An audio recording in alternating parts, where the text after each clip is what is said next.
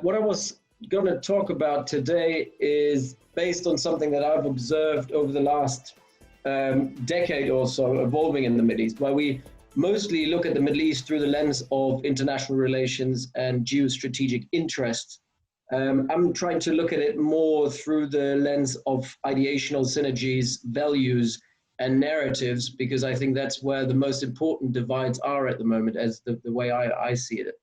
And it kind of ties into what Muin said before in many respects. So, you know, there are different layers and divides within the Middle East, and not all of them are based on geostrategic interests and objectives.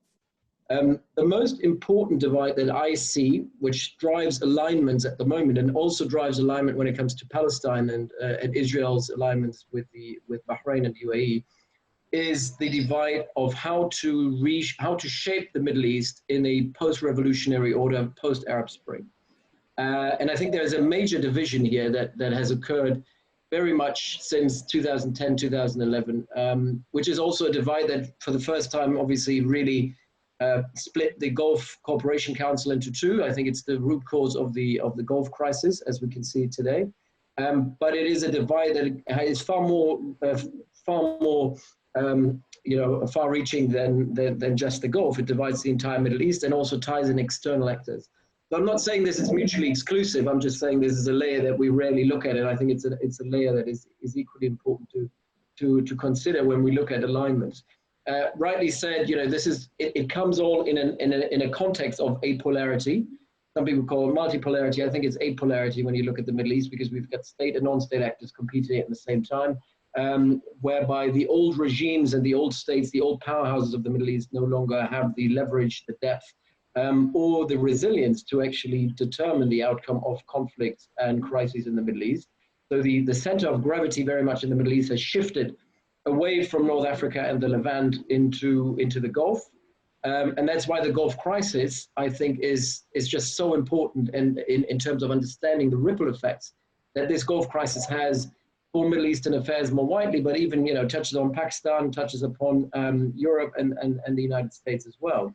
And there are two camps when we look at that division. The first camp are those that actually support the revolutionary narrative in a way. The narrative that came out in 2010, 2011, obviously on the forefront at the time was Qatar, who entered into the wider void that the Americans have left, because frankly speaking, the Obama administration with its withdrawal had left a void. Even during the Arab Spring, Americans and the West weren't really there to determine what was going to happen to the Middle East, which, you know, in many ways is a good thing, because it kind of allowed the Middle Easterners to kind of shape their own affairs for a change to a certain extent. But it also kind of, as these old regimes were disintegrating, it kind of gave those more resilient regimes in the Gulf, they're resilient in terms of social politics, resilient in terms of socioeconomics, an opportunity to kind of fill that void. And the first actor that filled that void at the time was Qatar. And Qatar, obviously, without a strategy really, was just saying, we're going to support popular uprisings, we're going to support the will of the people, although nobody at the time really knew what the will of the people was. And it's obviously until today very difficult to determine what that really is. Obviously, people were calling for democracy, but democracy, this is a narrative that means different things to different people, you know. But there are some, in essence, there are some core values of that I think the revolutionary side of that divide was trying to advance. One is a Middle East of pluralism. We're not necessarily liberally democratic in a Western sense of the word, but pluralistic, whereby there is a degree of public sovereignty, of taking over social politics and determining social politics in a more democratic process, more pluralistic and inclusive process, whereby sectarian politics are not being abused, but everybody has an equal say. Obviously, entirely idealistic. That's what I'm saying. We're talking about values here. So that was definitely the Qatari approach. That Turkey was also part of that divide. And it was something that the Qataris were willing to experiment with, because they have the luxury of being a very rich, very small country with a very small indigenous population. And they were always ready to experiment, as they did with Al Jazeera in the 90s already. They never had to fear a backlash in the same way that other countries had to fear that backlash. And it's exactly that is driving the divide on the other side. Those who oppose pluralism, those who oppose civil society and the empowerment of civil society, and thereby also, as Qatar was also empowering political Islam as an instrumental part of civil society in the Arab world. The other side of that divide saw that as an absolute integral, essential threat to the regime resilience. And I think the key advocate here for the other side of that divide, the narrative of authoritarian stability in many ways, was the UAE, or was Abu Dhabi. And while Abu Dhabi was with the Qataris in 2011 to support the NATO-led operation in Libya, it was later on, during the process of consolidation in Libya, all the way until 2013, that there was a split emerging between Qatar and the UAE when it came to how to instrumentalize and how to manage the aftermath of the Arab Spring. And so the Emirati approach is a different one. The UAE is a slightly less resilient regime than the one in Qatar. The UAE have certain regional divisions between the northern and the southern Emirates. They had an indigenous civil societal movement along the lines of the Muslim Brotherhood, Al-Islah, it's called, throughout the 1990s. That was relatively powerful, particularly in the northern Emirates, and it kind of attracted people who had grievances. So the UAE started looking at the Arab Spring not as an opportunity like the Qataris or the Turks would, but they looked at it through the lens of threat and fear. And that threat and fear was not just about political Islam per se, but it was more widely about civil society. It was about the fear that civil society could be mobilized or could mobilize people against regimes. And that kind of regime insecurity or paranoia, regime insecurity paranoia, was something that the Emiratis have exported ever since. So while the Qataris were probably active between 2011 and 2014, funding different groups across the regions, non-state actors, Islamists of all colors in Northern Africa as well as in the Levant. It was the Emiratis that kind of got to that game slightly later in 2013 with their intervention in Egypt, where they kind of helped overthrowing the Morsi government. Again, we spoke about Mohammed Dahlan being a very important interlocutor, playing a key role there in building networks within the military nexus of the SCAF, as well as providing a kind of a pretext for this movement to go and mobilize onto the streets to create a pretext that the military could then exploit in 2013 in June, as they did. So 2013 kind of was a lesson for the Emiratis, that they realized they had a lot more soft and hard power than they initially realized, and they were willing to use it now more assertively than in the past to achieve their ends. Because again, America was absent, Europe didn't have a policy. At that time, Russia wasn't really involved yet. And the UAE were basically saying, we need to have more like-minded authoritarian regimes in the region. And particularly those that can fight political Islam. And the kind of narrative of terrorism kind of works into that, kind of plays into that. So what we started seeing is now this split. On the one hand, we've got Qatar and Turkey, but obviously Qatar, with the regime change that happened in 2013, with the old emir stepping down and the new emir Tamim coming in, Qatar became a lot less experimental, a lot more risk averse, and kind of withdrew bit by bit from Libya, from Syria. By the time 2014, the last Gulf crisis, Qatar was no longer involved in any of these conflicts, really. While the Emiratis now had a free go to basically expand their commitments. So they got involved in Yemen, they got involved in Somalia and the Horn of Africa. They obviously got involved in Egypt. They got involved and remained involved in Libya. And more recently, they've gotten involved in Syria. And they're building ties along the same patterns with groups or with organizations which have an authoritarian outlook onto the region. So basically, those who can bring about the idea of stability. For the Emiratis, when they look at the Arab world, the biggest fear they have post-Arab Spring is that non-state actors, civil society groups could kind of dominate something, and that the social politics could dominate social politics in a way that the state can no longer control it. So the UAE are kind of fostering and advancing a narrative of building strong military states with military a leadership, if necessary, that could control civil society. And we've seen that across the region. So the divide in Libya very much goes down, is along those lines. The LNA was led by Haftar for many years, and again was heavily supported by the UAE. In Egypt, they supported Sisi. In Yemen, they first supported Ali Abdullah Saleh, and then as he was going out, they built their own military proxy, if you will, the STC, out of the Harkat al-Janubi in the south. They're doing the same in Somalia, where they're kind of supporting a secessionist government in the north, in Puntland, and as well engaged in Somaliland. They've done it in Sudan, where they're supporting the new military junta in a way, that although there is a power sharing agreement in place, it's the military that really dominates social political affairs. And again, Burhan became in many ways a proxy of that Emirati approach. So that is about, the Emirates and Qatar in that way. How does Saudi Arabia fit into this? So Saudi Arabia under Mohammed bin Salman, or King Salman, and then the Crown Prince Mohammed bin Salman, has jumped onto their same bandwagon. They themselves also obviously were very much fearful of any civil society groups and revolutionary movements during the Arab Spring. They want to contain civil society in the age of social media, and they've kind of followed the Emirati approach in many ways. They are now assisting the Emirates on the Horn of Africa, they're assisting the Emirates in Sudan, they're assisting the Emirates in Libya, and they might follow also the UAE in assisting them in Syria, to kind of getting Assad back into the fold, into warmth, so to speak, because Assad is now seen as the lesser of two evils in comparison to political Islam. And that's, again, political Islam as the absolute key threat to any form of stability in the Middle East is very much how the Emiratis and Saudis look at the region.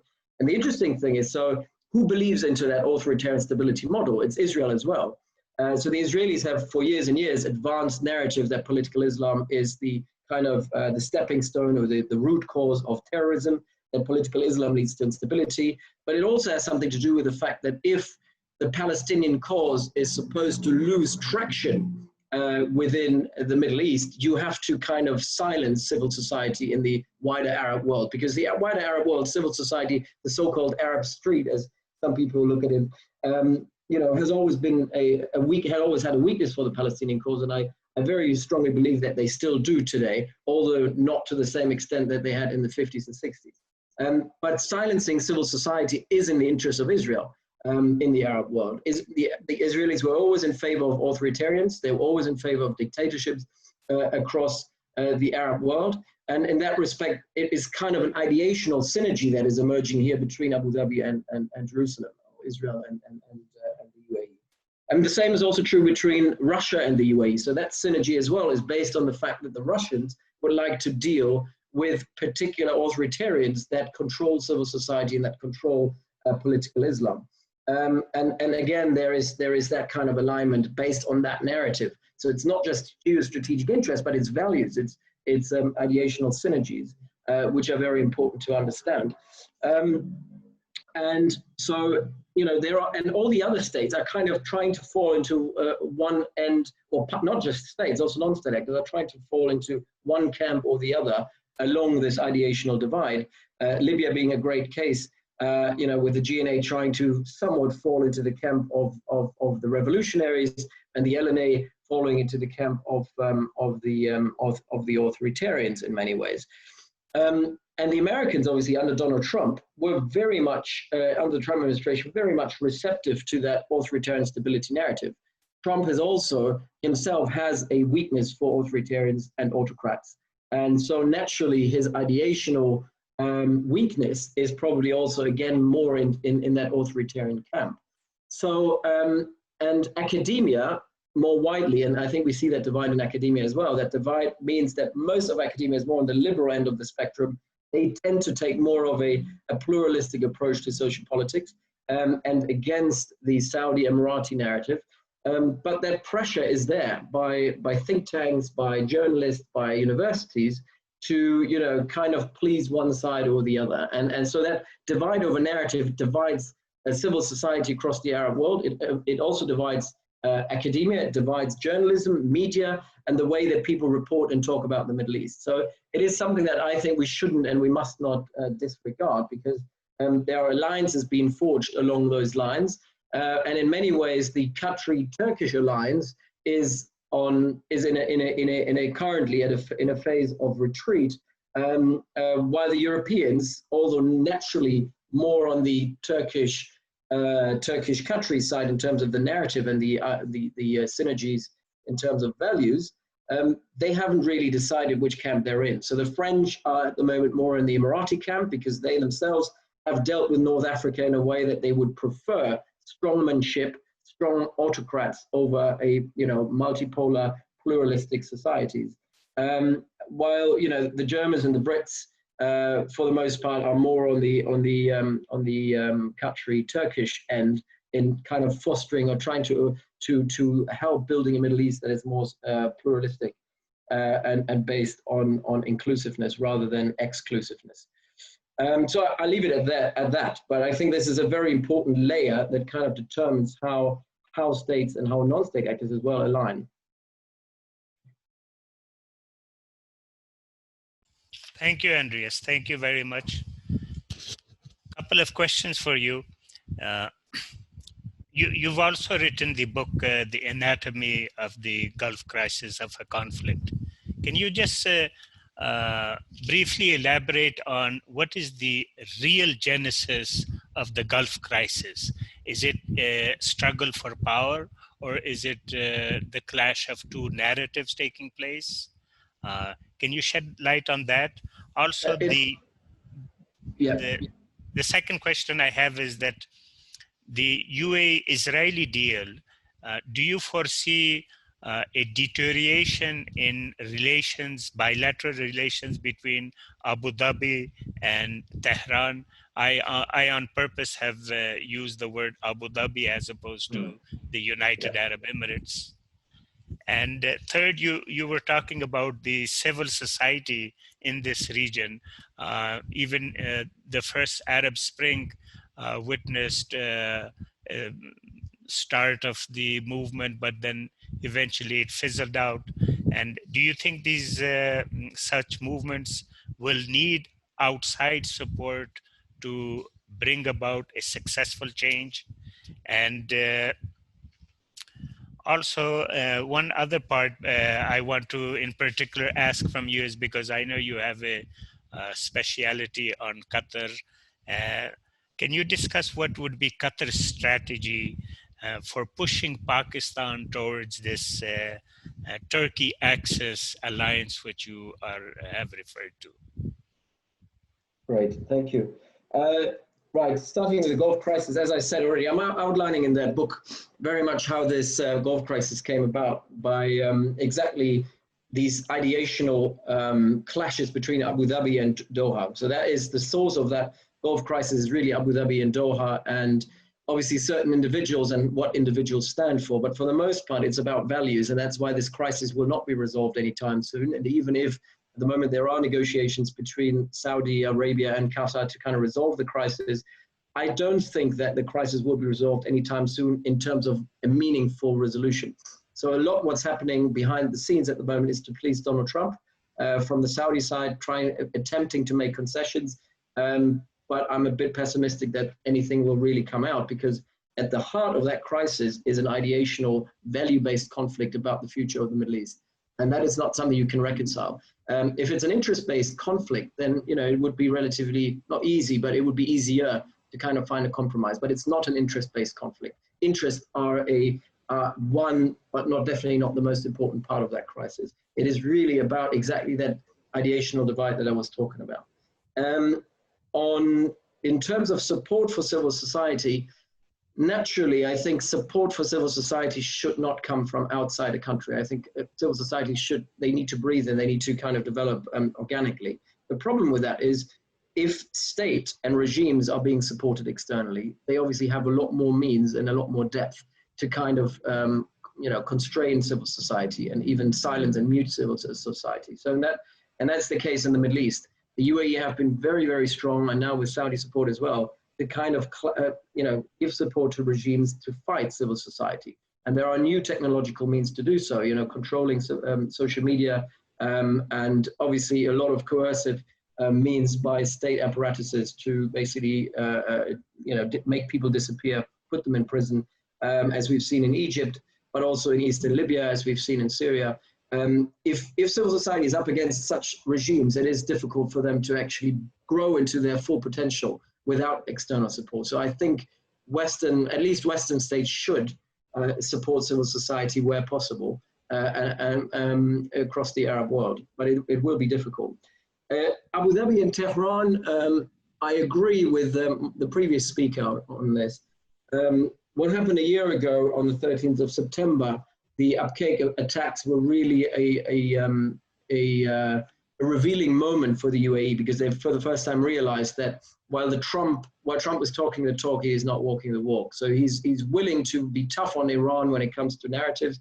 He's sometimes uses these kind of PR moments to kind of fight back against Iran, but he is not interested in a military escalation.